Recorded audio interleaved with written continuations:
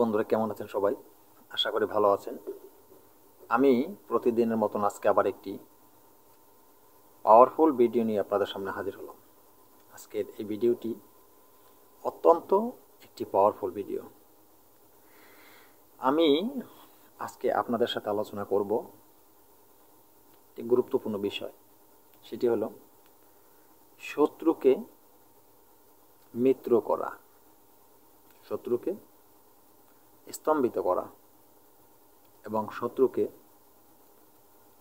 শত্রুর সাথে আপনার আপোষ করা। দেখেন, আজকের এই পাওয়ারফুল যন্ত্রটি বহুবার পরীক্ষিত। এই যন্ত্রটি যদি আমার বলা নিয়ম মতন আপনি প্রয়োগ করতে পারেন, এর সুফল আপনি কিন্তু হাতে নাতে পেয়ে যাবেন। মাত্র 3 দিনের ভিতরে, প্রয়োগ করার 3 দিনের ভিতরে কিন্তু সুফলটা আপনি পেয়ে যাবেন। অত্যন্ত এই পাওয়ারফুল যন্ত্রটি।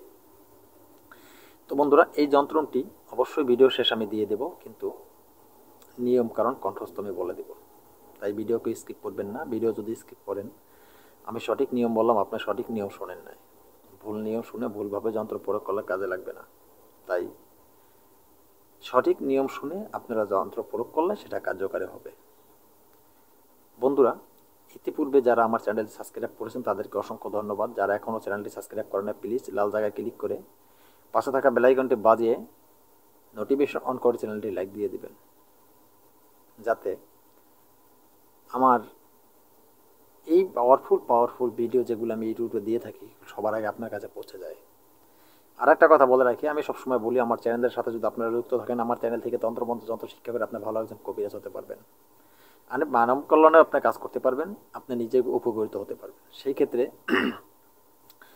আমার চ্যানেল থেকে তন্ত্রমন্ত্র যন্ত্র শিক্ষা করে কোনো লোক যদি অবহিত কাজে ব্যবহার করে নিজে বিপদে পড়েন বা ব্যর্থ হয়ে যান, আমি আমার চ্যানেল কর্তৃপক্ষ দায়ী থাকিব না, সম্পূর্ণ নিজ দায়িত্বে করিবেন।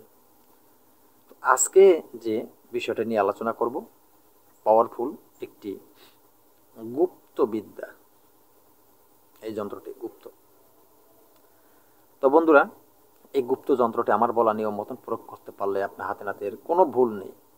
আপনি এই যন্ত্র প্রয়োগ না করা পর্যন্ত বুঝবেন না এর সুফল কতটুকু, কত ভয়ঙ্কর এই যন্ত্রটি।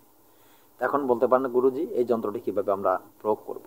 যন্ত্রটি প্রয়োগ করতে হলে সর্বপ্রথম যেটা দরকার হবে, আপনাদের দরকার হবে ভোজ্যপত্র। এই ভোজ্যপত্র দরকার হবে। দর্শকর্মা দোকান আপনারা ভোজপাতা পেয়ে যাবেন, যেটা ভোজ্যপত্র বলা হয়। অরিজিনাল ভোজ্যপত্র নেবেন আপনারা, যেটা প্লাস্টিকের হয় সেটা নেবেন না, যেটা অরিজিনাল, যেটা গাছের ছাল, সেটাই আপনারা নেবেন, যাচাই বাছাই করে নেবেন।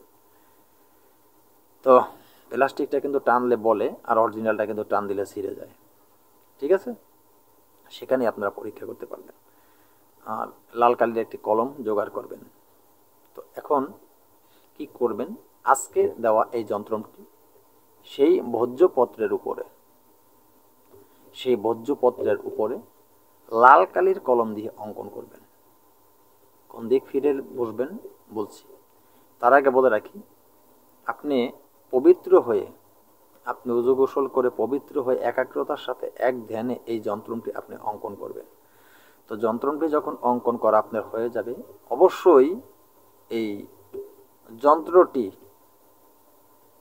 তো একটি তাবিজে ভরে নেবেন, তবে মনে রাখবেন, এই যন্ত্রের ভিতরে কিন্তু আপনার যে কাঙ্ক্ষিত ব্যক্তি, সেই কাঙ্ক্ষিত ব্যক্তির নাম কিন্তু অবশ্যই দিতে হবে। নাম না দিলে কিন্তু হবে না।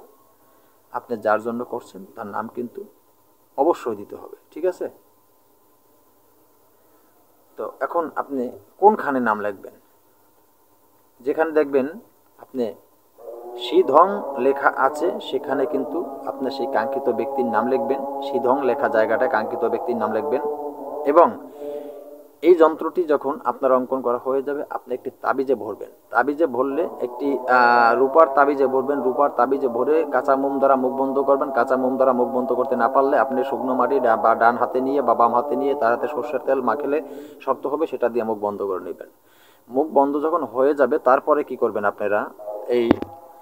এই তাবিজটি যারা মুসলিম তারা মসজিদ ঘরে রাখবেন, যারা হিন্দু তারা মন্দির ঘরে রাখবেন।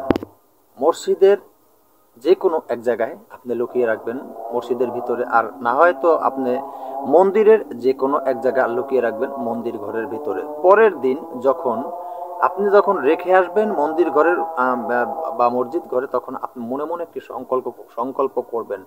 আপনি তখন বলবেন, আপনি যদি মনে করেন যে মুসলিম হন, আপনি বলবেন যে হে আল্লাহ, আমার এই তাবিজ যেন কাজ করে, আমি যে কাজের উদ্দেশ্য নিয়ত করে কাজ করেছি সেই কাজটা যেন পরিপূর্ণ হয়।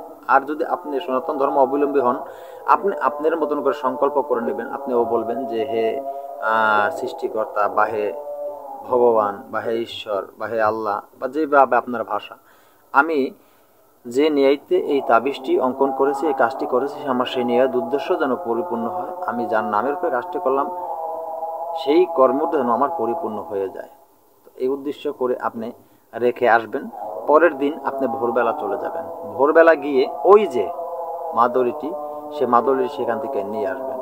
তবে নিয়ে আসে এই তাবিজটি আপনি কি করবেন, আপনি সুন্দর করে কিন্তু এই তাবিজটি আপনি তামার, ওই যে বললাম তামার ঠোলে দিলেই খুব সুন্দর হয়। যাই হোক, যেটি হলো আপনি দেন, এটা আপনার ব্যাপার। খুব পাওয়ারফুল এই পাওয়ারফুল যন্ত্রটি আমার বলা নিয়ম মতন আপনারা প্রয়োগ করেন, অবশ্যই কিন্তু এর সুফল আপনারা হাতে নাতে পেয়ে যাবেন। অত্যন্ত কার্যকারী। ছেলেরা ডান হাতে ধারণ করবেন এবং মেয়েরা বাম হাতে ধারণ কিংবা গলায় ধারণ করবেন। তো বন্ধুরা, এই পাওয়ারফুল যন্ত্রটি আপনারা অঙ্কন করে এর কাজ করুন অবশ্যই। কিন্তু একটা জিনিস এখানে হাতে আমার রেখে দিলাম, সেটা হলো কোন দিকে ফিরে আপনি অঙ্কন করবেন সেই বিষয়টা আমার কাছ থেকে আপনারা যোগাযোগ করে জেনে নেবেন। আর যারা আমার সাবস্ক্রাইবার, তাদের প্রতি একমাত্র যারা আমার চ্যানেলটি সাবস্ক্রাইব করেছেন বা এখন যিনি সাবস্ক্রাইব করবেন, তাদের প্রত্যেকের প্রতি আমার এই যে আমার তন্ত্রমন্ত্র যন্ত্র প্রয়োগ করার অনুমতি দেওয়া থাকলো। যারা চ্যানেল সাবস্ক্রাইব করবেন না, চ্যানেল সাবস্ক্রাইব ছাড়া যদি আপনি আমার চ্যানেল থেকে তন্ত্রমন্ত্র যন্ত্র নিয়ে কাজ করেন, কোনো কাজে আসবে না। কারণ আমি অনেক কষ্ট করে আপনাদের জন্য ভিডিও তৈরি করে থাকি, আপনাদের একটু ভালোবাসা পাওয়ার জন্য। আপনারা চ্যানেলটি সাবস্ক্রাইব করলে আমি দেখতে পারি আপনারা আমার সাথে আছেন, আমি আনন্দের সাথে ভালো ভালো ভিডিও আপনাদেরকে উপহার দিতে পারি। তাই প্লিজ চ্যানেলটি সাবস্ক্রাইব করুন। আজকের মতো ভিডিও এখানে শেষ করি। নতুন কোনো ভিডিও নিয়ে আসার আগ পর্যন্ত সকল বন্ধুরা ভালো থাকবেন। আল্লাহ হাফেজ।